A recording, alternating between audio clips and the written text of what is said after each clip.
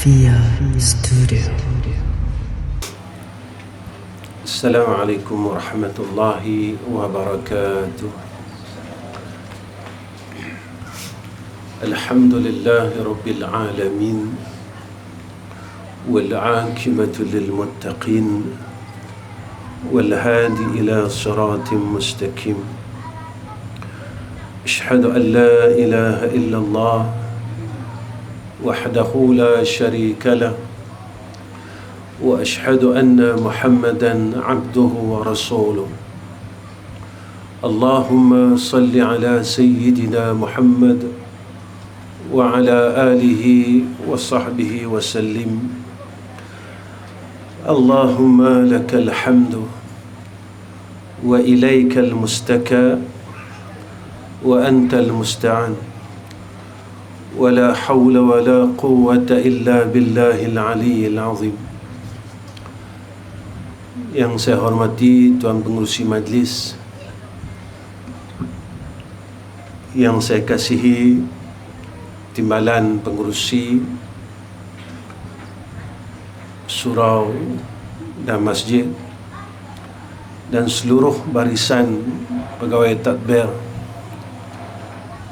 dan yang saya sayangi sekalian hadirin wal hadirat yang dirahmati oleh Allah Subhanahu wa taala. Pertama sekali saya mengucapkan syukur kehadrat Allah Subhanahu wa taala dengan ketentuan yang baik saya dapat hadir di tempat tuan-tuan pada malam ini, bukan untuk saya mengajar ataupun untuk memberikan tausiah, tetapi kedatangan saya pada malam ini di atas asbab saya ingin menghubungkan silaturahmi kepada saudara Islam saya yang ada di tempat ini, kerana di antara syafaat besok di yaumul akhirah, selain daripada syafaat Sayyidina Rasulina Muhammad sallallahu alaihi wasallam, adalah syafaat daripada orang Islam. Tatkala zaman itu yang kita semua dalam keadaan huru-hara, pada ketika itu kita memerlukan pertolongan demi pertolongan. Antara pertolongan yang kita amat perlukan adalah pertolongan daripada Rasulullah sallallahu alaihi wasallam, dan juga pertolongan daripada orang Islam yang pernah kita bertemu kerana Allah dan berpisah kerana Allah, sehingga kan Sayyidina Rasulina Muhammad sallallahu alaihi wasallam berpesan kepada kita, antara golongan yang akan mendapat naungan arasy Allah di yaumul akhir, yauma la zilla illa zilluh, ialah golongan yang bertemu kerana Allah dan berpisah kerana Allah. Jadi mudah-mudahan kita termasuk dalam golongan tersebut. Kehidupan di dalam dunia ni tuan-tuan tak lama, kerana kita telah berada di satu zaman yang akhir. Kita berada di satu zaman yang telah disebut oleh Rasulullah sallallahu alaihi wasallam 1400 tahun dulu. Sedar tidak sedar, kita sedang berada pada zaman itu. Sedar tidak sedar, kita telah berada pada masa itu. Mahu tidak mahu, kita sedang di zaman itu. Sama ada kita suka atau kita tidak suka, kita kena lalu zaman itu. Zaman yang sedang kita lalui ini, Allah Subhanahu wa ta'ala masih menghidupkan kita. Zaman yang disebut oleh Sayyidina Rasulina Muhammad sallallahu alaihi wasallam zaman fitan itu, zaman yang penuh dengan fitnah yang disebut oleh Rasulullah ini sedang kita lalui. Sehingga kan apa yang disebut oleh Sayyidina Rasul, fa inna min waraikum ayyam as-sabri as-sabru fihi mithlu qabdin 'ala al-jamri lil 'amali fihim mithlu ajri 50 rajulan ya'maluna mithla 'amali. Lalu sahabat bertanya kepada Rasulullah sallallahu alaihi wasallam, qala ya Rasulullah ajru 50 minhum, qala ajru 50 minkum. Apa kata Nabi sallallahu alaihi wasallam? Sesungguhnya setelah kalian akan datang hari-hari kesabaran, Nabi kata. Zaman yang kita perlu adanya kesabaran yang tinggi. Sebab itu Imam Al-Ghazali rahimahullahu ta'ala, dia bagi tahu dekat kita, sabar ini, pertama, sabar dalam melaksanakan kebaikan. Zaman kita, zaman yang mana apabila kita ingin berbuat baik dan hendak berbuat baik mengikut kehendak agama, maka kita akan melalui ujian ini. Orang akan kata apa? Keluarga kita akan kata apa? Kita terlupa tentang apa kata Allah, sehingga kan kita sanggup mengenepikan Allah, kita sanggup menidakkan hukum Allah, kerana kita ingin mengikut kehendak manusia di sekeliling kita. Kita nak ikut kehendak mak ayah kita, kita nak ikut kehendak adik-beradik kita, kita nak ikut kehendak orang sekeliling, orang kampung kita, sehingga kan kita menidakkan akan hukum Allah, akan kehendak Allah subhanahu wa ta'ala. Sebab itu Imam Al-Ghazali rahimahullah ta'ala pesan dekat kita, dalam berbuat kebaikan ini kita kena ada kesabaran, sabar untuk berbuat baik. Kalau kita lihat ujian yang kita hadapi dan ujian sewaktu sahabat-sahabat Rasulullah sallallahu alaihi wasallam hadapi sikit sangat tuan-tuan. Kita tidak lalu zaman yang mana dilalui oleh sahabat Rasul, zaman yang mana kafir Quraisy ini tidak memberikan ruang pemboikotan ekonomi. Mereka tak mau jual roti, tak mau jual makanan dengan orang-orang Islam tatkala itu. Dalam satu riwayat menyatakan ada sahabat yang ambil roti daripada tong-tong sampah, sisa daripada makanan orang-orang kafir Quraisy. Mereka lap tuan-tuan roti ni tadi, mereka lap, cuci, dan mereka makan daripada sisa-sisa roti orang kafir Quraisy yang telah dibuang. Kita tak lalu lagi zaman ni tuan-tuan. Kita nak beramal dengan agama, kita tidak melalui kesusahan sehingga seperti mana yang mereka lalui. Kita ingin berpegang kepada agama, keluarga kita tidak dibunuh tuan-tuan. Tidak seperti mana keluarganya Yasir, yang mana dibunuh satu. Kita masih tenang untuk melakukan salat 5 waktu di masjid dan di surau. Kita tenang lagi untuk pergi umrah dan haji. Kita tenang lagi untuk melakukan puasa Ramadan. Kita masih tenang untuk membayar zakat. Dalam masa ketenangan inilah kita lupa, kita lawan Allah daripada sudut munakahat Islam, kita lawan Allah daripada sudut muamalat Islam, kita lawan Allah daripada sudut jinayah Islam. Kita gagal, tetapi kita berjaya di dalam sembahyang, kita berjaya di dalam puasa, kita berjaya di dalam umrah dan haji, kita berjaya di dalam mengeluarkan zakat, sama ada zakat fitrah, sama ada zakat emas, sama ada zakat harta. Tetapi apabila sampai perintah Allah daripada perintah perkahwinan di dalam Islam, kita gagal tuan-tuan. Kita sanggup lawan Allah untuk kita memuaskan kehendak nafsu kita. Kita sanggup lawan Allah walaupun Allah dan Rasul tidak membenarkan apa yang kita buat. Kita lawan Allah dalam masa tatkala kita melakukan muamalah, hubungan di antara kita.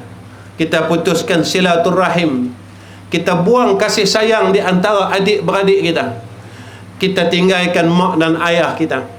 Di antara keluarga dan masyarakat di sekeliling mula berpecah belah, kerana tatkala itulah kasih sayang mula diangkat oleh Allah Subhanahu wa taala. Sehingga kan Rasulullah sallallahu alaihi wasallam pesan dekat kita, man la yarham la yurham. Siapa yang tidak ada sifat kasih sayang, kata Nabi sallallahu alaihi wasallam, maka dia tidak berhak mendapat rahmat Allah. Maka tatkala kehidupan kita, rahmat itu diangkat satu-satu. Keluarga kita sudah tidak ada rahmat Allah kerana kita mula hilang kasih sayang. Maka tatkala itulah apa kata Nabi sallallahu alaihi wasallam, tatkala kita perlunya sabar dalam melaksanakan kebaikan, nak tinggalkan kejahatan, tuan-tuan, kita kena sabar. Kita kena sungguh-sungguh tinggal benda jahat. Sampailah kita tak berhenti kata orang lagi. Sampailah kita tak berhenti buka aib orang lagi. Walaupun Nabi larang kita secara keras. Siapa yang dengar aib orang, siapa yang buka aib orang, maka seluruh amalannya dihapuskan oleh Allah Subhanahu wa ta'ala. Saya tanya diri saya, tuan-tuan tanya diri tuan-tuan, bilakah hari terakhir kita dengar keburukan orang lain? Bilakah hari terakhir kita berkata tentang keburukan orang lain? Jika pada minggu lepas kita baru saja dengar keburukan orang lain, bermakna daripada minggu lepas Allah hapuskan seluruh amal saleh kita sehingga akil balik kita. Tuan-tuan, Allah larang kita, Nabi larang kita, tetapi kita gagal sehingga sekarang untuk meninggalkan perkara tersebut. Tuan-tuan, jika kita masih gagal lagi, kita tidak gagal melakukan salat, kita tak gagal melakukan puasa, kita adalah insan yang puasa Isnin Khamis, tuan-tuan. Kita insan yang puasa Rejab, Sya'ban dan Ramadan. Tetapi dalam masa yang sama, kita gagal meninggalkan ghibah. Kita gagal tinggalkan kata keburukan orang lain, dengar keburukan orang lain. Masa inilah, tuan-tuan, Allah bagi kita kesempatan hidup ini supaya kita berubah. Kita jangan jadi orang gagal, tuan-tuan. Allah pesan dekat kita, wal asri innal insana lafi khusrin.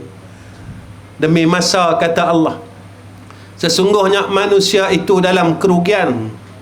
Kita takut besok kita balik di hadapan Allah, kita tercengang. Kita tanya dengan Allah, ya Allah, mana amal saleh kami? Mana sedekah wakaf kami? Mana salat kami? Mana ya Allah?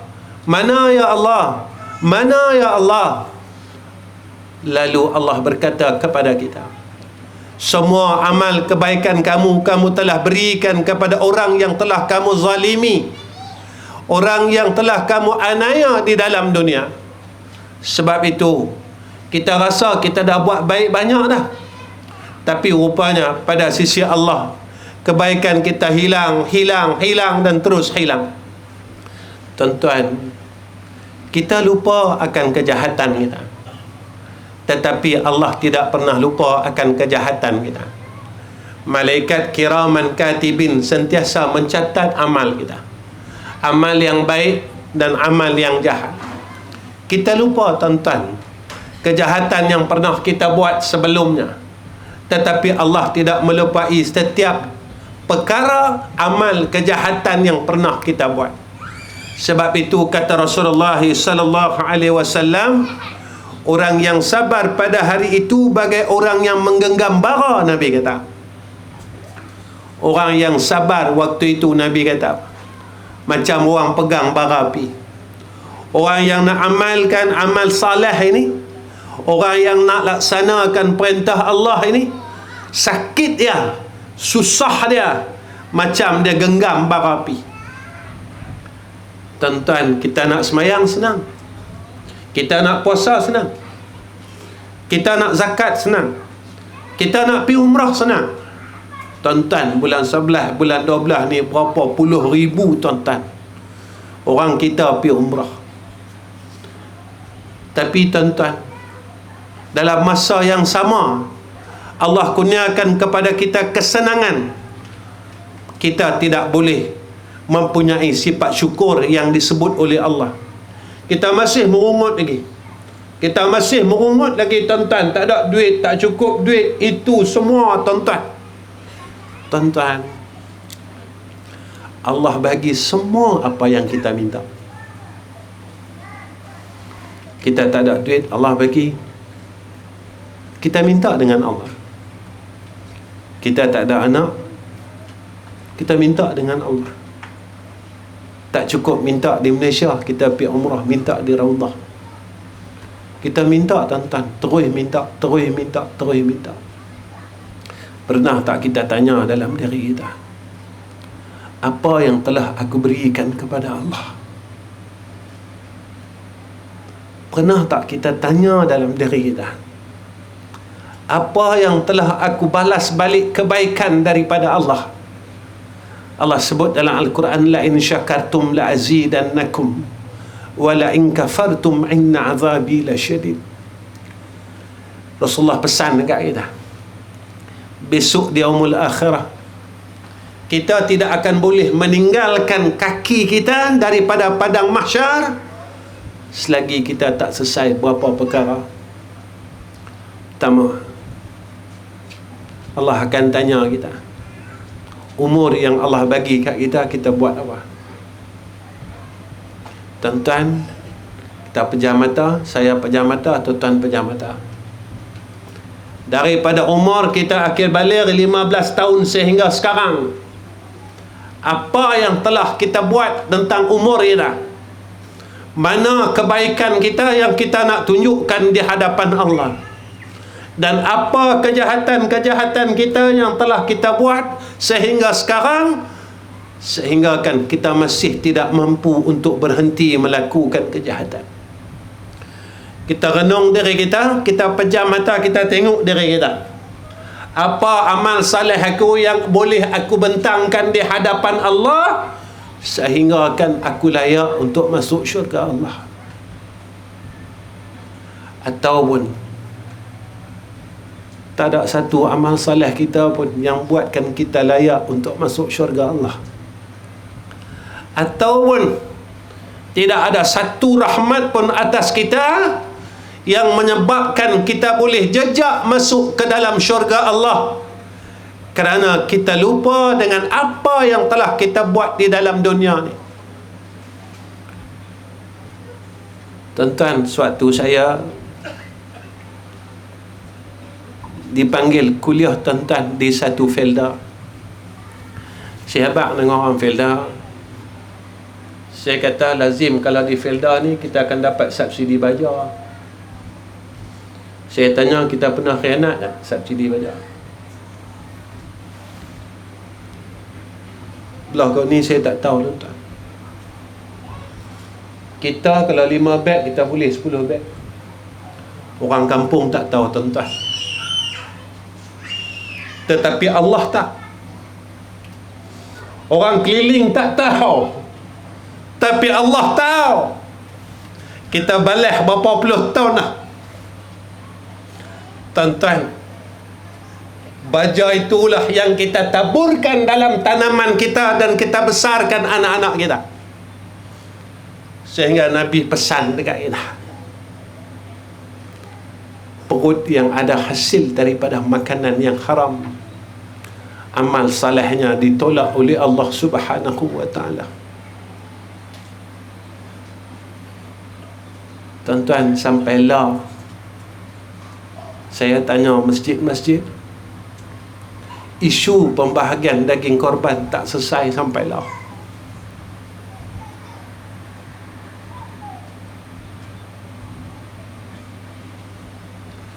Siapa yang khianat ini, adakah mereka daripada kalangan penagih dadah? Siapa yang khianat benda ni, adakah mereka di kalangan orang yang di kelab malam? Yang khianat ini adalah orang yang salat di masjid-masjid.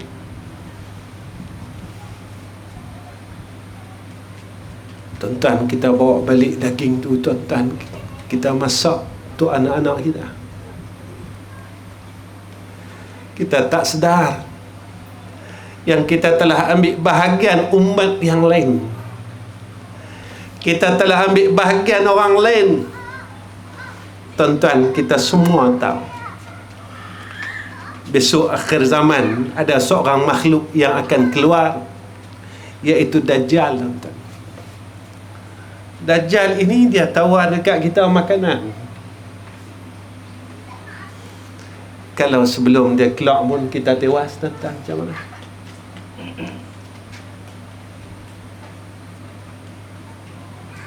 Tuan-tuan, minta maaf saya cakap ni, orang kata macam kasar ni. Yang duk balas ni yang baca Al-Mulk tiap-tiap malam, tuan-tuan. Yang balas ni hak baca Kahfi tiap-tiap malam ni. Dia kata dia nak lepas fitnah Dajjal. Tapi ujian yang main dekat dia, yang terang-terang, kita tewas dan terus tewas. Saya tak cerita tentang hidup dalam dunia ni. Hiduplah ikut suka kita nak hidup macam mana. Tetapi kena ingat, Allah pesan dekat kita dalam surah As-Sajdah setiap minggu, fadhuku bima nasitum liqa'a yaumikum hadha. Rasakan, kata Allah, azab ini, yang mana kita telah lupakan akan pertemuan hari ini. Kita kira kita nak hidup saja, kita kira kita nak makan saja, tetapi kita lupa setiap apa yang kita makan dan perjalanan hidup kita disaksikan oleh Allah. Apa kata Nabi? Keduanya harta. Allah akan tanya harta kita dari mana kita ambil. Sebab itu Nabi kata, antara fitnah akhir zaman yang akan berlaku, Nabi kata, umat akhir zaman dia dah tak kira dah sumber rezeki itu daripada halal atau haram. Janji boleh dia guna, janji asai jadi duit. Tuan-tuan, saya tak cerita, tak mau sibuk tentang isu ni. Cuma yang saya nak bawa dekat tuan-tuan, betapa lemahnya iman kita. Kita boleh tewas dengan seketul daging, kita boleh tewas dengan sekampit baju, kita boleh tewas dengan habuan dunia ini. Tuan-tuan, kalau masa keadaan sekarang ini kita masih tewas lagi, apakah kita layak untuk menerima husnul khatimah daripada Allah? Tuan-tuan, bolehkah kita dapat husnul khatimah? Bolehkah kubur kita terang, tuan-tuan? Bolehkah kita mudah untuk jawab soalan munkar dan nakir? Bolehkah Allah kurniakan kepada kita raudatan min riyadil jannah di dalam kubur? Tuan-tuan, kita maukah? Kita tak maukah? Kita pasti mati.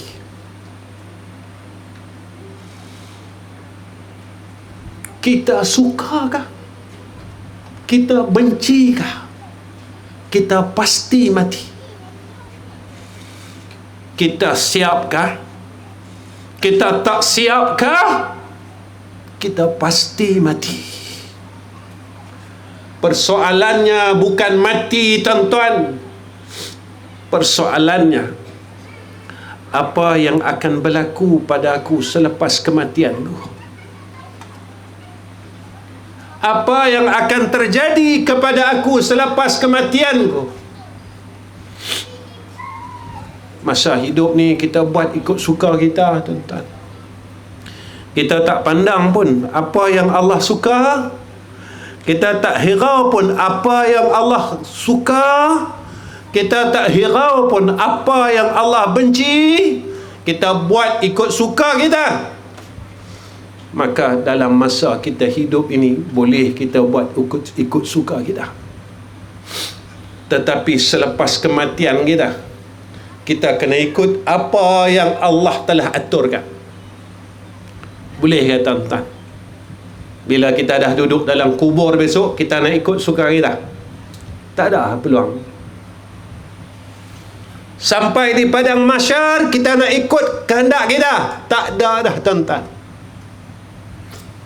Allah habaq dengan kita tiap-tiap pagi Jumaat. Allah kata apa? Inna hadainahu sabila imma syakiran wa imma kafura. Tuan-tuan, kita kena syukur dengan Allah sebab kita masih hidup lagi malam ni. Allah masih lagi bagi peluang kat kita hidup. Jangan sia-siakan kehidupan kita. Jangan kita rugikan kehidupan kita dengan amalan yang kita lakukan daripada dulu sehingga sekarang dengan amalan yang sama, sehingga kan kita sedar tidak sedar kita berada di hujung zaman. Tuan-tuan, kita lalu setahun ni tuan-tuan, sat dia. Esok dah 2023. Saya pejam mata, tuan-tuan pejam mata. Tanya dari kita, setahun ni aku dah buat apa? Setahun ni aku dah buat apa? Aku dah buat apa? Katalah besok saya mati, tuan-tuan mati. Hidup tak apa tuan-tuan, kita susah, kita tak ada beras, kita boleh minta dengan jiran sebelah. Besok dalam kubur kita nak minta dengan siapa tuan-tuan? Tuan-tuan, orang yang di alam barzah, setiap hari kita akan tunggu bahagian kita. Setiap hari kita akan tanya malaikat, wahai malaikat, ada tak hadiah daripada anak-anakku? Malaikat kata tak ada. Mereka tengah seronok bagikan harta pusaka kita. Mereka tak ingat pun kita tuan-tuan. Kita yang telah besarkan anak-anak kita, kita yang pernah berhutang untuk anak-anak kita, kita yang pernah berlapar untuk anak-anak kita, selepas kematian kita, mereka biarkan kita di dalam liang lahat dalam keadaan kita sentiasa tunggu bahagian daripada anak-anak kita. Mereka tak bagi Fatihah pun untuk kita. Mereka tak kirim kulhu pun untuk kita. Mereka buat 3 hari, 40 hari, mereka pacak batu nisan atas kubur kita. Lepas tu mereka akan lupakan kita dan terus lupakan kita. Benarlah apa yang disebut kepada kita, bahawa kubur ini tempat yang sepi dan sunyi. Tentang perasaan bila umur dah sampai macam saya, macam sampai di malam mengurusi kita, anak-anak dah besar tuan-tuan, di rumah masing-masing, kami rasa sunyi tu. Lepas tu bila raya kami tunggu siapa balik tahun ni nak. Betul tak ni? Tapi kalau anak kita tak balik, ikhlas haji. Haji rasa awak.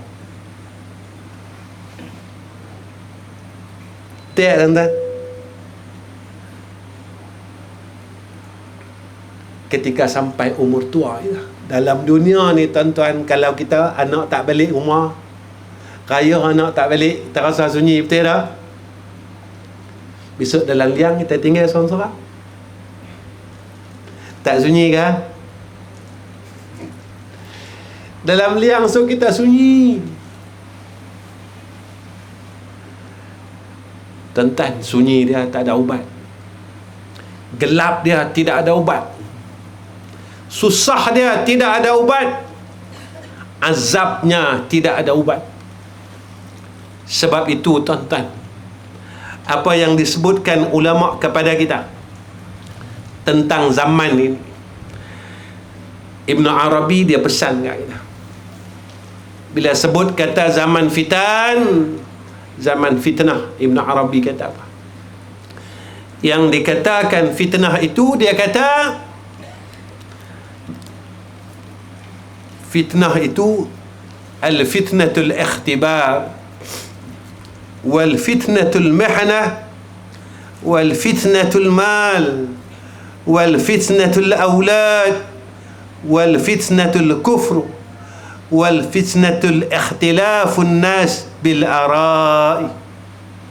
Apa kata Ibn Arabi? Apa makna fitnah? Zaman fitnah yang kita duk sebut. Ibn Arabi kata fitnah ni makna dia ujian. Tentang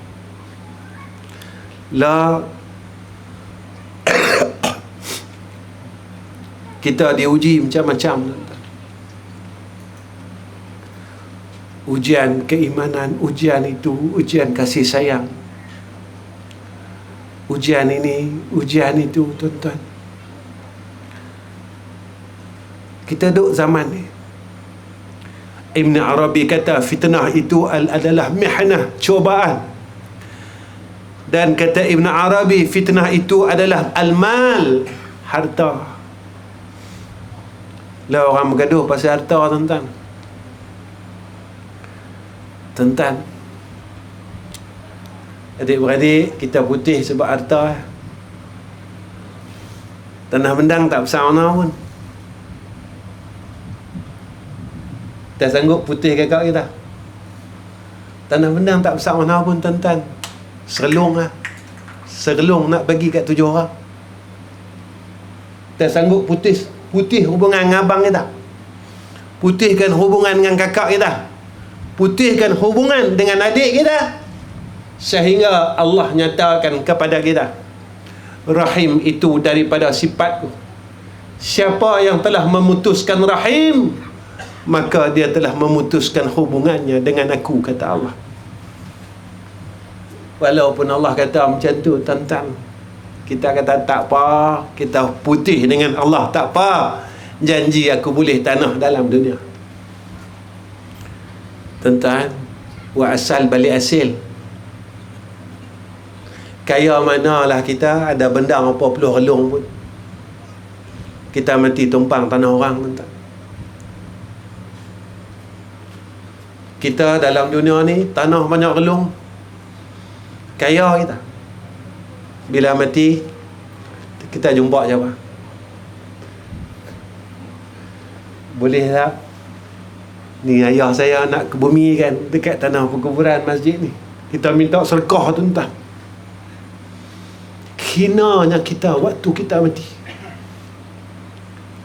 Saya pernah jumpa, tuan-tuan, satu jenazah yang setelah disalatkan, tetapi hol duduk di masjid, tuan-tuan, sehingga beberapa jam. Saya tanya waris, pasal apa jenazah ni tak bumi lagi? Dia kata kami minta nak kubur di tempat Korea ni tak bagi sebab kami berorang sini. Kami minta sana tak bagi, kami minta sini tak bagi. Tuan-tuan, berapa hinanya kita. Walhal kita dalam dunia banyak tanah, tapi waktu kita mati, tuan-tuan, kita minta sedekah. Boleh tak ayah saya nak tanam kat kawasan ni? Boleh. Orang masjid kata boleh, baru boleh, tuan-tuan. Orang masjid hambat kita kena cari tanah perkuburan lain. Hinanya kita, tuan-tuan. Masa kita mati, kita bawa tak jam tangan kita, gelang kita, mutu kita, kereta kita, kita tak bawa satu sen pun. Yang ni ulama kata ada berapa zaman yang kita kena lalu. Satu zaman kita menangis, orang lain ketawa. Bila, tuan-tuan? Masa kita lahir, kita menangis, orang lain ketawa sambut kita. Kedua, zaman kita ketawa, orang ketawa. Zaman kita menikah tu, kita ketawa boleh bini. Ketiga, zaman orang lain menangis, kita menangis. Bila zaman tu? Mati, tuan-tuan. Sebab itu tuan-tuan, mati ni satu perkara yang orang suka lupa, satu perkara yang orang tak mau ingat, satu perkara yang orang tak mau kenang benda tu. Sebab itu kita berani menderhakai Allah, kita berani lawan Allah secara terang-terangan. Tuan-tuan, kita lawan Allah dengan nikmat yang Allah bagi, tuan-tuan. Duit yang ada kat kita ni siapa bagi, tuan-tuan? Allah bagi. Umur yang ada kat kita ni, tuan-tuan, malam ni saya hidup, tuan-tuan hidup bukan sebab saya mau hidup, tuan-tuan mau hidup. Allah maukan kita hidup. Tuan-tuan, kenapa Allah maukan kita hidup? Abang kita ada yang dah Allah panggil sebabkan Covid baru ni, tuan-tuan. Mak kita Allah panggil dah, pak kita Allah panggil dah. Ada sebahagian kita isterinya Allah panggil disebabkan Covid, tuan-tuan. Pak menekannya, tetapi Allah masih benarkan lagi kita hidup di dalam muka bumi ini. Sebab itu Imam Al-Ghazali rahimahullahu ta'ala pesan kat kita, umur ni modal, tuan-tuan. Modal apa? Modal berniaga dengan Tuhan. Allah sebut dalam Quran, tijaratan lan tabura, satu perniagaan yang tidak akan sia-sia bila kita berniaga dengan Tuhan. Malam ni saya pesan kat diri saya, umur yang ada pada kita berniaga dengan Allah. Kita Allah tak bagi harta, tuan-tuan, tapi Allah bagi umur. Jadikan umur kita ni berniaga dengan Tuhan. Jadikan umur kita ini menjadi asbab kita masuk syurga Allah. Tuan-tuan, ada orang yang Allah bagi harta, jadikan harta itu menjadi asbab kita masuk syurga Allah. Tadi, tuan-tuan, saya ada orang ajak pergi makan tengah hari, budak-budak muda. Salah seorang budak muda ni, tuan-tuan, jatuh mutu.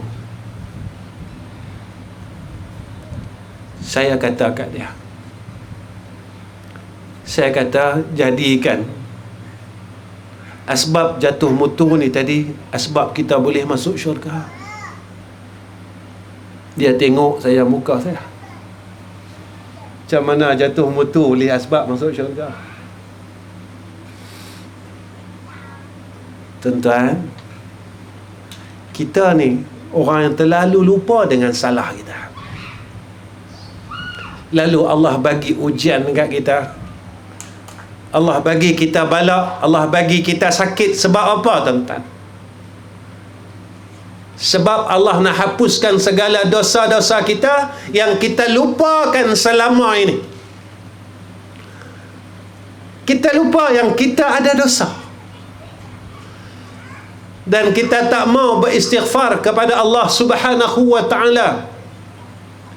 Tuan-tuan, kita lupakan zaman kecil-kecil kita dulu, sebelum akil balik dulu, kita tinggal semayang.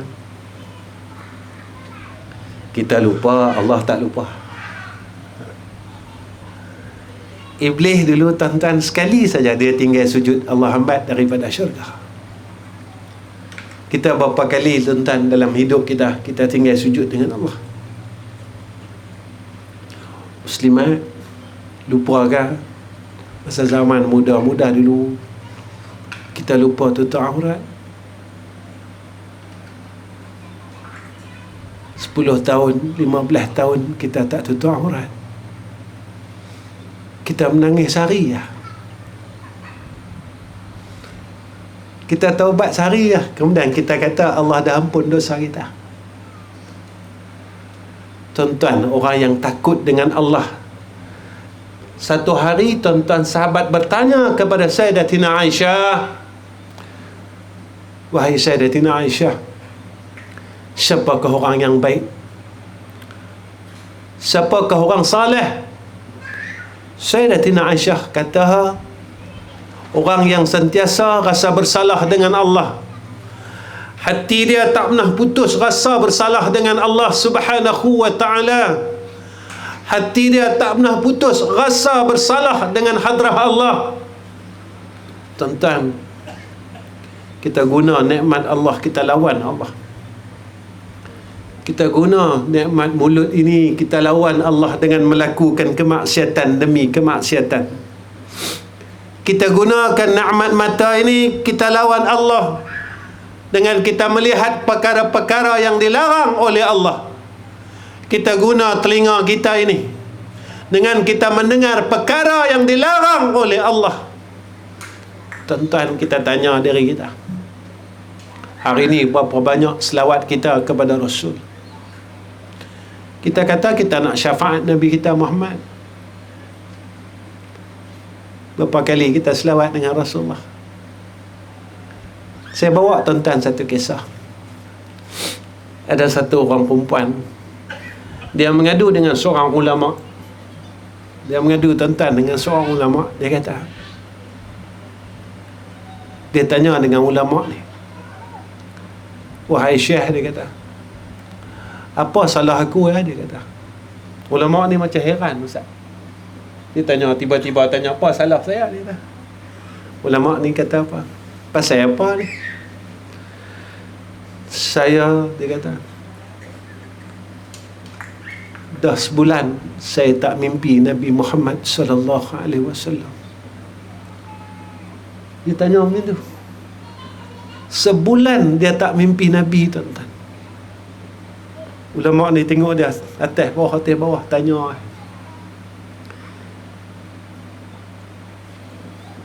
Ulama ni tanya kat dia. Dia kata, hang mimpi Nabi ni kerap mana?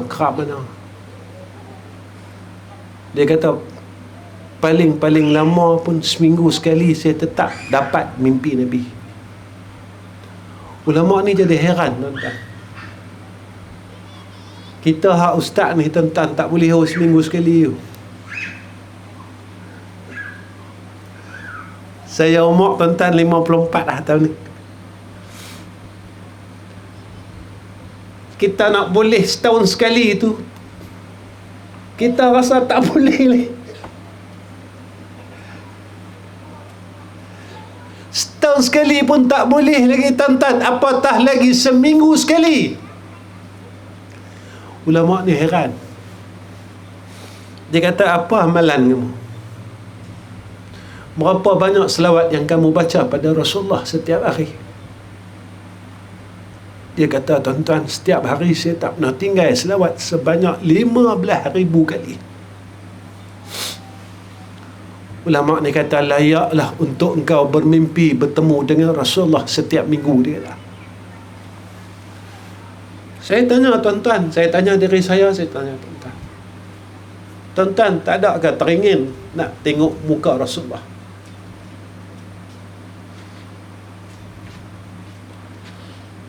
Tuan-tuan, puan-puan, ibu, bapa, kakak, abang, tak adakah kita teringin sangat nak tengok wajah kekasih kita Rasulullah sallallahu alaihi wasallam? Bilakah, tuan-tuan, hari yang terakhir kita teringin nak tengok muka Nabi kita Muhammad sallallahu alaihi wasallam? Bilakah hari terakhir kita rasa teringin sangat kita nak tengok wajah kekasih Allah, sehingga Nabi janji kepada kita, siapa yang pernah bertemu dengan aku kepada ketika hidupku dan selepas wafatku, Nabi kata wajib syafaatku di padang mahsyar. Tuan-tuan, keinginan dunia banyak dah. Saya teringin nak pergi Thailand, teringin nak itu, teringin nak tengok ni, betul tak, tuan-tuan? Tuan-tuan, tak teringinkah kita nak jumpa insan yang akan selamatkan kita di padang mahsyar besok? Tuan-tuan, jika tuan-tuan belum ada keinginan itu, saya nasihatkan diri saya dan semua orang yang hadir pada malam ini. Malam ni, tuan-tuan, sebelum tuan-tuan tidur, tuan-tuan azamlah tuan-tuan mintalah dengan Allah Subhanahu wa ta'ala, ya Allah, sebelum saat kematianku, sebelum rohku kau cabut ya Allah daripada jasad ini, maka izinkan aku melihat akan wajah kekasihku. Kerana apa? Kerana apa yang disebut oleh Rasulullah sallallahu alaihi wasallam, besok orang yang pernah bermimpi bertemu dengan Sayyidina Rasulina Muhammad sallallahu alaihi wasallam, maka wajib akan syafaatnya. Tuan-tuan, kita tak ada pertolongan lain melainkan pertolongan daripada Rasulullah sallallahu alaihi wasallam. Ada satu kisah seorang sahabat. Satu hari, tuan-tuan, sahabat ini bertanya kepada Rasulullah sallallahu alaihi wasallam, "Ya Rasulullah, aku cukup risau dan aku cukup takut, aku tidak boleh bertemu dengan engkau ya Rasulullah." Rasulullah kata kat dia, kata, "Jangan risau, nanti hang jumpa aku kat 3 tempat." Maka Rasulullah kata, pertama, jumpa aku besok di mizan. Nabi kata, aku tunggu hang dekat mizan. Maka sahabat ni senyum. Nabi kata lagi, kalau hang tak jumpa aku kat mizan, Nabi kata, jumpa aku dekat titian Sirat. Kemudian Nabi kata lagi, sahabat ni tanya, kalau kat titian Sirat aku tak jumpa engkau ya Rasulullah, maka kata Rasulullah, jumpa aku dekat telaga Kausar, telaga Haud. Nanti aku yang akan beri engkau minum, kata Nabi SAW. Tuan-tuan, insan yang duduk pada zaman Nabi, insan yang bersama-sama hidup pada zaman Nabi, merasakan kerisauan itu. Bagaimana kita, tuan-tuan, satu umat yang disanjung-sanjung oleh Rasulullah sallallahu alaihi wasallam, tetapi perasaan itu tidak ada pada jiwa kita. Tuan-tuan yang dirahmati oleh Allah Subhanahu wa ta'ala, apa kata Rasulullah? Inna baina yaday sa'ah la ayyaman yanzilu fiha al-jahlu wa yurfa'u fiha al-'ilmu wa yakthuru fiha al-harj wal-harj al-qatl. Apa kata Nabi sallallahu alaihi wasallam? Menjelang datangnya hari kiamat, Nabi kata, ada hari-hari di mana kebodohan diturunkan. Lah orang semua dah buat, kebanyakan orang buat benda bodoh lah, tuan-tuan. Lah orang buat tak masuk akal. Orang buat kerja lah tak masuk akal, tuan-tuan. Kadang-kadang kita tengok, tuan-tuan, seolah-olah malu ni telah diangkat oleh Allah. Kalau tuan-tuan tengok kat media masa, tuan-tuan, orang cerita aib di media masa, aib suami dia, aib isteri dia, aib keluarga dia, aib mak ayah dia. Tuan-tuan, Allah tutup aib kita, tetapi kita buka aib kita sendiri. Kita buat jahat pada waktu siang, Allah tutup pada waktu malam. Kita buat jahat pada waktu malam, Allah tutup pada waktu siang. Tetapi kita buka aib-aib kita di media masa, tuan-tuan. Kita buka dan terus buka. Tuan-tuan, zaman ini, tuan-tuan, ramai orang bisnis saya. Antara dia, tuan-tuan, sihir. Sihir, tuan-tuan. Ustaz, saya kena sihir pemisah. Ustaz, saya kena sihir itu, sihir ini. Tuan-tuan, kalau dulu-dulu orang nak sihir kita, dia kena ambil baju kita ke ampayan tu. Dia, tuan-tuan, nak boleh gambar kita susah. Sekarang boleh gambar kita senang tak, tuan-tuan? Di mana mereka nak cari gambar kita? Cari kat Facebook. Orang nak santau kita ke? Orang nak sihir kita ke? Orang ambil gambar kita di Facebook. Orang tak gaduh ambil baju dah tuan-tuan. Orang tak gaduh ambil rambut dah. Orang pergi Facebook kita, semua yang kita buat, kita bagi tahu kat satu dunia. Kita bagi tahu isteri kita, kita bagi tahu cucu kita, kita bagi tahu anak perempuan kita, kita bagi tahu kita buat apalah. Kita pergi mana, kita bagi tahu kat semua orang. Tuan-tuan, ini yang berlaku.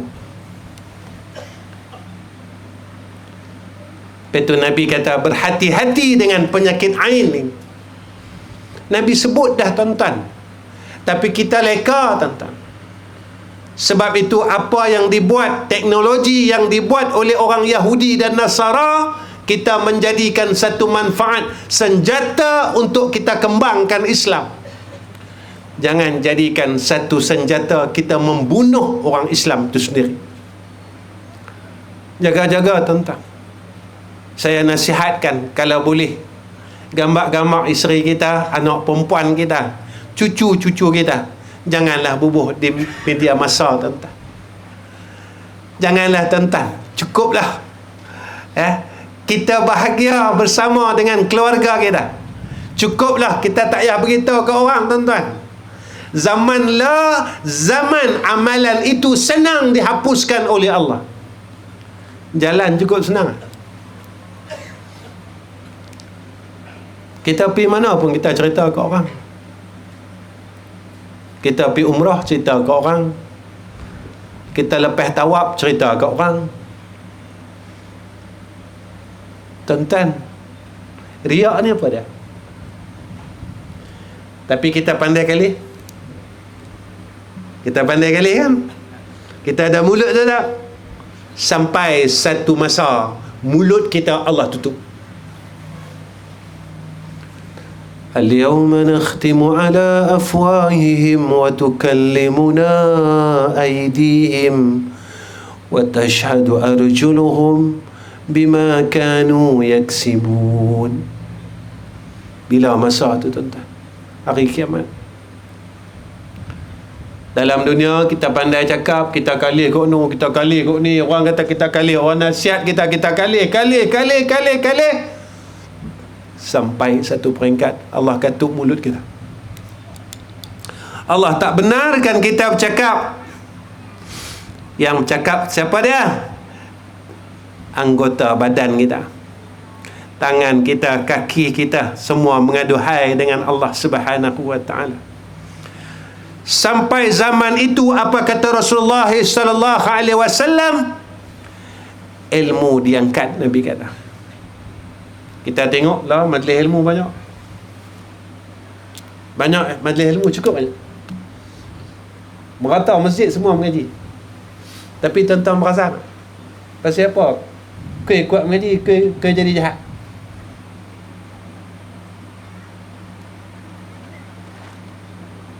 Kita pelik. Sepatut dia lagi kuat mengaji, lagi jadi baik. Dulu orang nak pergi umrah susah. Saya buat haji tuan-tuan tahun 93. Umrah masa tu tuan-tuan 2,500, tapi saya pergi 1,500. Saya bayar tiket 1,500 boleh buat umrah dulu. Orang nak pergi umrah sikit lah, tantang cuti sekolah tuan-tuan, 100,000 orang Malaysia pergi tuan-tuan. Ramadan saja, Ramadan tahun lepas 100,000. Ramadan cuti sekolah. Patut-patutnya balik umrah baik ya. Tidak tuan-tuan. Pasal apa? Semakin kita kuat mengaji, semakin kita tak boleh jadi baik. Rupanya apa yang disebut oleh Imam Al-Ghazali rahimahullahu ta'ala, bukan ilmu tu diangkat, tetapi keberkatan ilmu tu diangkat. Tak berkat dah ilmu. Kita tak mampu nak beramal. Kita nak himpun Qul Huwallahu Ahad tiap hari 100 pun tak boleh baca. Tapi kita baca grup WhatsApp kita boleh ya tuan-tuan. 30 grup tuan-tuan. 30 grup khatam. Khatam tuan-tuan, 30 grup. Pantang duduk bunyi tit saja, kita buka terus, meluru terus tuan-tuan.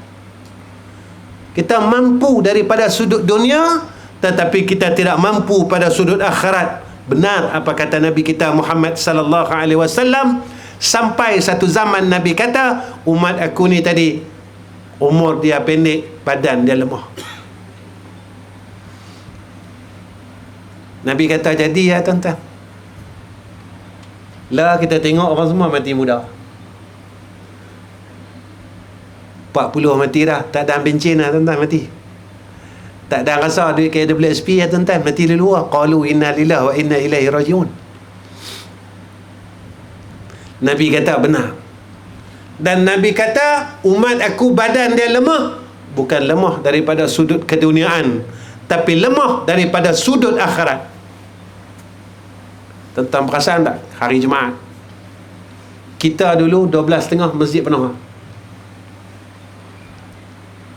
Lah tak ada orang tuan-tuan.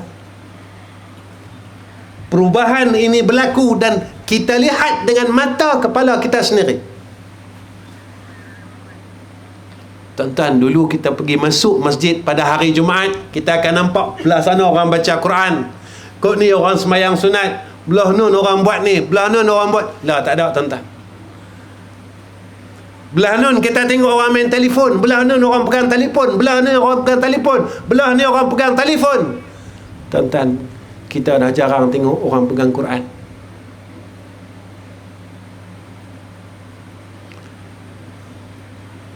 Tuan-tuan, tak rindu ke dengan Quran? Tak rindu ke kita nak peluk Quran masa zaman kecil-kecil kita dulu? Tak rindu ke tuan-tuan kita nak junjung Al-Quran atas kepala kita zaman kita kecil-kecil dulu? Tak rindu ke kita nak peluk Quran di dada kita?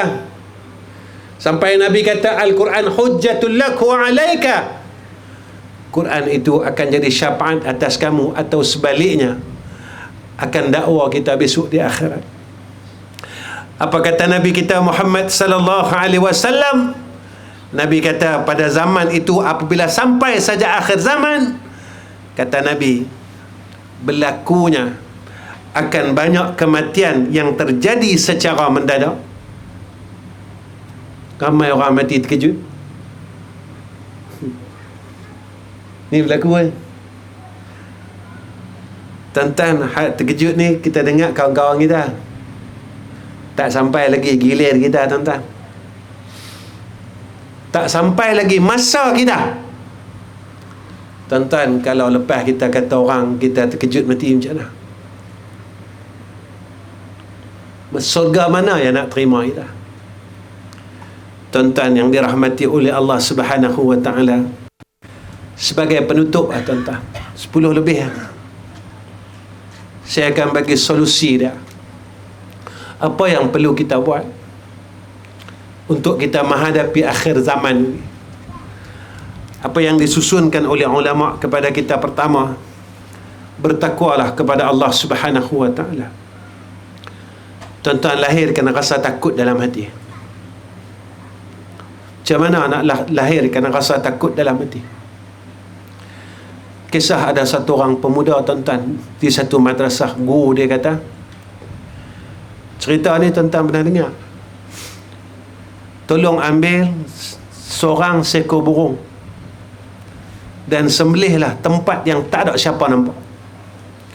Jadi semua murid-murid ni tuan-tuan pergi sembelih. Ada masuk lautan lah, ada masuk dalam pondok lah. Seorang ni tuan-tuan, seorang muda ni tadi, dia pergi dengan burung yang hidup, balik pun dengan burung yang hidup. Maka pada ketika tu Tok Guru tanya, dah sembelih belum? Semua kata dah sembelih. Dah seorang dia angkat tangan, saya tak sembelih lagi tuan. Kawan-kawan dia kata engkar dengan kata Tok Guru. Maka Tok Guru dia kata, pasal apa hang engkar? Pasal apa hang tak sembelih burung merpati yang hang bawa ni?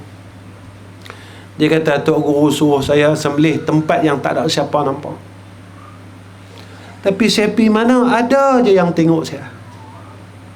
Saya masuk hutan, ada yang tengok saya. Saya pergi dalam pondok, ada yang tengok saya. Tok Guru tanya, siapa?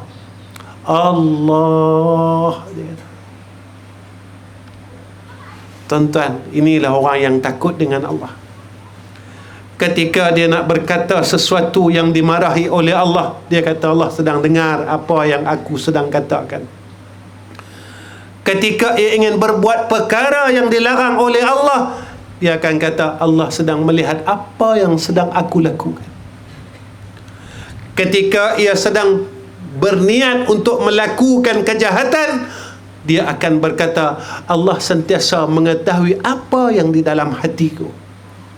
Ini orang takut, tuan-tuan. Solusi yang pertama, kita didik dan tarbiyah diri kita jadi orang yang takut kepada Allah. Kedua, istiqamah dalam agama. Tuan-tuan, Allah tak minta kat kita banyak. Allah minta kita jadi orang baik ya. Kalau jadi suami, jadilah suami yang baik. Jadi isteri, jadilah isteri yang baik. Jangan kita lawan suami kita lah. Cukuplah. Kalau jadi suami, tolonglah didik isteri kita ke jalan Allah. Jadi ayah, jadilah ayah yang baik. Jadi ibu, jadilah ibu yang baik. Jangan kita berselisih pada perkara yang tidak diredai oleh Allah. Benda tu Allah tak bagi, kita duduk bersisih. Tuan-tuan, ya, istiqamah. Ketiga, kita tuntutlah ilmu dan beramal dengannya. Jangan mengaji saya, tuan-tuan. Penat kita, tuan-tuan, penat. Saya habaq dengan anak-anak saya. Saya kata aku ni cari duit penat. Aku tak mau cari duit dah. Saya habaq dengan anak saya. Daripada saya mula hang lahir sampai lah aku cari duit. Saya tak mau cari duit dah. Lepas tu saya pergi merata kuliah, tuan-tuan, dalam setahun dua ni. Saya mengajak, tuan-tuan, dari tahun 1989. Saya mula mengajak ni 1989. Lepas tu saya berhenti Ustaz. Saya pergi buat haji. Sambung balik mengajak. Dalam beberapa tahun ni, tuan-tuan, saya pergi mana-mana, saya tak terima mana-mana sagu hati masjid surau. Saya pergi surau masjid, jangan kecil hati dengan saya pula. Nah, saya tak terima. Kita penat lah. Penat benda ni. Penat, tuan-tuan. Kita bergaduh pasal duit. Kita penat dengan duit. Kita duk cari. Pasal apa tak cukup lah. Kita cari sampai 40 tahun tak cukup. Kita dah buat kerja sama lah. Galikan buih. Salah aku tang mana? Allah sebut kat kita dalam Quran, kita terlupa pandang, kita terlepas pandang. Mana, tuan-tuan? Allah kata, wa man yattaqillaha yaj'al lahu makhraja wa yarzuqhu min haitsu la yahtasib.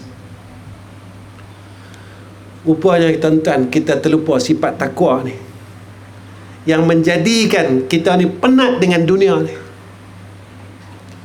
Tuan-tuan, kita kena ikut apa yang Allah aturkan kepada kita. Kita tak penat, tuan-tuan. Saya suka kongsi, tuan-tuan, sikit je. Tuan-tuan tahu saya ada buat madrasah. Saya ada 3 madrasah, tuan-tuan. Orang main madrasah, orang akan tanya saya, Ustaz, macam mana Ustaz manage madrasah Ustaz? Saya madrasah saya, tuan-tuan, 24 tahun lah. Almarhum orang tua saya, tuan-tuan kenal, almarhum Ustaz Ghazali bin Hasbullah. Zaman dia dulu tahun 80-an masyhur dengan kaset ubat hati atau orang tua saya. Saya anak nombor 3. Sekolah almarhum saya 40 tahun. Sekarang saya tengah buat satu sekolah lagi di Terengganu. Saya baru terima tanah wakaf itu lebih kurang dalam 9 bulan ke 10 bulan. Lah tengah duk buat masjid. Hampir 80% masjid tu dah siap. Orang tanya saya, macam mana Ustaz buat? Sekolah saya, tuan-tuan, saya tak ambil yuran. Makan, minum apa semua tak ambil. Nak bagi-bagi, tak bagi sudah. Sampai ke sudah, tak bagi. Saya tak buat Saya buat sekolah tuan-tuan, buat masjid, buat apa, saya tak buat wakaf, lot wakaf. Siapa nak bagi-bagi ya, tak mau bagi tak apa. Alhamdulillah tuan-tuan, sekolah kami boleh tahan 40 tahun. Saya baru je habis buat camp cuti sekolah. Tak ramai tuan-tuan. Tengah 200. Tengah 300 lah. 280 tak silap. 1 sen saya tak ambil tuan-tuan. Seminggu saya buat cuti sekolah. Makan sehari kat 1,000. Alhamdulillah. Selesai. Kami buat ni tadi tuan-tuan. Selesai. Saya dah buat 14 tahun. 14 tahun kami buat camp cuti sekolah. 1 sen saya tak minta. Pasal apa ustaz buat macam tu? Tuan-tuan, saya tanya tuan-tuan, apa benda dalam dunia ni tak kena duit? Semua kena duit. Kita hantar anak kita mengaji Quran, Ustaz, kena bayar. Tak bayar, dia buang anak kita. Zaman saya mengaji dulu, tak minta. Habis khatam kita bawa ayam jantan seekor. Ustaz, yang ni daripada mak saya, ayam jantan seekor, mula reban kata. Yang ni la tuan-tuan, tak ada duit kita tak boleh ada ilmu. Tak ada duit kita tak boleh ada Quran. Tak ada duit kita tak tahu tentang agama. Saya minta maaf tuan-tuan, takut cakap saya salah. Takut cakap saya salah tuan-tuan. Yang saya tahu macam tu. Kalau tak ada duit, kita ajak anak kita Quran di rumah. Baik. Kunci dia mana? Takwa kepada Allah. Usaha jadi orang takut dengan Tuhan. Beramal dengan ilmu yang kita ada. Jangan kita tahu saja tuan-tuan, ayat 1,000 dinar, ayat 1,000 dinar. Baca 3 kali sehari. Lepas semayang baca 7 hari. Orang berniaga letak tuan-tuan di depan muka kedai, tapi dia tak beramal pun dengan apa yang Allah kata. Siapa yang nak Allah lepaskan segala masalah dia, kata Allah, wa may yattaqillah yaj'al lahu makhraja wa yarzuqhu min haitsu la yahtasib. Allah bagi dia rezeki yang dia pun tak sangka-sangka. Kelima, keempat, usaha bersihkan diri kita. Tuan-tuan, kita belajar bersihkan diri. Kita belajarlah tuan-tuan bersihkan hati kita. Kalau kita dulu tak boleh tinggal mengumpat lagi, tinggallah dia betul. Kalau kita tak boleh tinggal berkelahi lagi, tinggallah tuan-tuan. Kalau kita tak boleh tinggal lagi hasad dengki dengan orang, tinggallah. Kalau kita tak boleh tinggal lagi maki orang, tinggallah tuan-tuan. Saya pergi satu masjid, saya tanya, maki ni dosa ke pahala? Kita bawa kereta tuan-tuan, tiba orang lalu depan kita, kita maki dah, betul kan tuan-tuan? Hak tu dosa ke pahala? Berapa orang dalam hidup kita yang kita pernah maki dia? Berapa orang yang telah kita minta maaf? Ini bukan cerita dalam dunia tuan-tuan. Cerita dah besok di akhirat. Mereka yang pernah kita maki ni tadi, mereka akan tuntut dengan Allah. Ya Allah, aku mau balik. Hang balas balik yang dia pernah maki aku, yang dia pernah kata ke aku. Aku nak Allah, aku nak kau balas balik ya Allah kezalimannya atas aku. Tuan-tuan, dosa dengan orang ni senang, dosa dengan Allah senang, dosa dengan orang susah. Dalam seumur hidup kita, berapa orang yang telah kita umpat, dan berapa orang yang telah kita maaf depan-depan. Tuan-tuan, kalau kita tak minta maaf, semayang kita, puasa kita, haji kita, sedekah kita, semua Allah bagi kat dia. Tu kalau seorang, kalau 1,000 orang tuan-tuan. Kita nak duduk mana? Syurga mana nak terima kita si pengumpat ini? Syurga mana yang nak terima kita yang kita tak berhenti lagi umpat orang? Syurga mana yang nak terima kita si penghasad ni? Syurga mana yang nak terima kita yang suka berkelahi ni? Syurga mana yang nak terima kita yang putuskan silaturahim ni? Tuan-tuan, kalau kita tak boleh buat baik, kita kurangkan buat jahat. Sekurang-kurangnya. Tuan-tuan, saya rasa cukup setakat ini pertemuan saya dengan tuan-tuan. Lebih dahulu saya minta maaf dengan semua ahli qaryah ini, sebab mungkin apa yang tuan-tuan nak daripada saya, tuan-tuan expect saya terlalu besar, sebab saya bukan orang pandai. Saya sebenarnya bukan untuk guru pun tuan-tuan, mengaji tak tahu mana pun, duk bodoh sampai lawai, duk bodoh lagi. Memang saya bodoh tuan-tuan, saya bukan nak mohon, tak mohon memang saya bodoh sampai lah. Pasal apa? Sampailah saya tak berjaya lagi tinggal kejahatan. Sampailah lagi saya tak boleh tinggalkan saya benci orang lain yang pernah saya benci. Nabi ajar kita suruh sayang semua orang. Tapi saya tak boleh buat lagi. Punya bodohnya saya. Tuan-tuan, kalau umur saya 54 tahun, maknanya Allah bagi saya peluang selama 54 tahun untuk baiki diri saya. Tuan-tuan, 54 tahun ni tak cukup lah kita nak baiki diri kita. Tuan-tuan, 60 tahun ni tak cukupkah masa yang Allah bagi untuk kita perbaiki diri kita? Tuan-tuan, 70 tahun Allah bagi kepada kita, tak cukupkah untuk kita perbaiki diri kita? Kita nak cakap apa dengan Allah besok tatkala kita jumpa dengan Allah? Allah kata dekat kita, 70 tahun aku bagi kat hang. Tak cukupkah nak tinggalkan maksiat? Tak cukupkah nak buat amal soleh? Tak cukupkah masa tu 70 tahun tuan-tuan? Kalaulah saya mati dalam waktu yang terdekat ini, saya nak cakap apa dengan Allah? Alangkah bodohnya saya. Alangkah bodohnya saya. 54 tahun yang Allah berikan kepada saya sia-siakan untuk saya layak masuk syurga Allah.